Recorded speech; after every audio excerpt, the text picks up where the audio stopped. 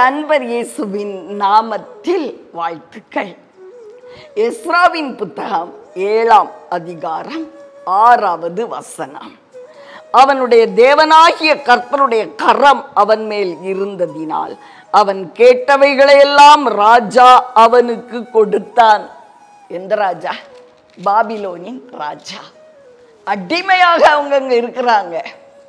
ஆனா எருசலேமின் அலங்கத்தை மறுபடியும் கட்டி எழுப்பும்படியாய் அவர் இஸ்ரவேல் தேசத்துக்கு புறப்படும் பொழுது தேவன் அவர் கேட்டுக்கொண்ட எல்லாவற்றையும் ராஜா மூலம் அவருக்கு கொடுத்து அனுப்பினாரா. தேவனாகிய கர்த்தருடைய கரம் கரம் எஸ்ரா மேல இருந்துச்சு. அப்போ நம்ம கேட்டதெல்லாம் கிடைக்கணும்னா நமக்கு ஒரு ரகசியத்தை ஆவியானவர் கற்றுக் கொடுக்கிறார். என்ன ரகசியம்? தேவனாகிய கர்த்தருடைய கரம் நம்ம மேல இருக்கணும்.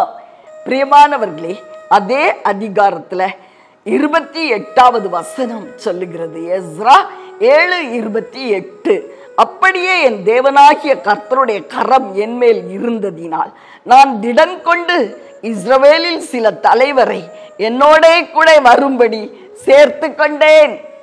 தைரியமா தன்னுடைய எதிராளிகளுடைய தேசத்துல நிறைய பேரை கூட்டு சேர்த்து, நண்பர்கள் எல்லாம் கூட்டி சேர்த்து இஸ்ரவேல் தேசத்துக்கு தைரியமாய் புறப்பட அவருக்கு முடிஞ்சது.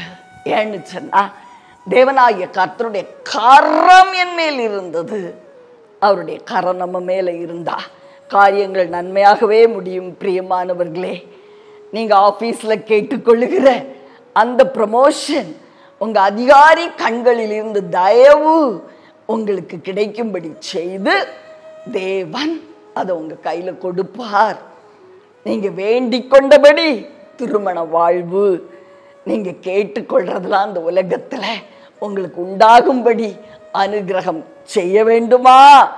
தேவனாகிய கர்த்தருடைய கரம் நம்ம மேல இருக்கணும். அதுதான் சீக்ரெட். அவருடைய கரம் நம்ம மேல் இருந்தால் காரியங்கள் எல்லாம் நன்மையாய் முடியும் அப்படிங்கிறதுல சந்தேகமே இல்லை. பிரியமானவர்களே, உங்களுக்காக ஜெபிக்கட்டுமா?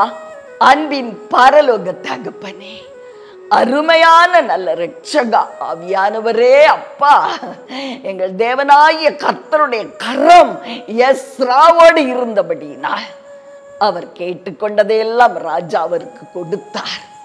இன்னைக்கும் இந்த உலகத்துல நாங்க விரும்புகிற காரியங்களை பெற்றுக்கொள்ள உம்முடைய கரம் எங்கள் மேல் இருக்கட்டும் ஐயா.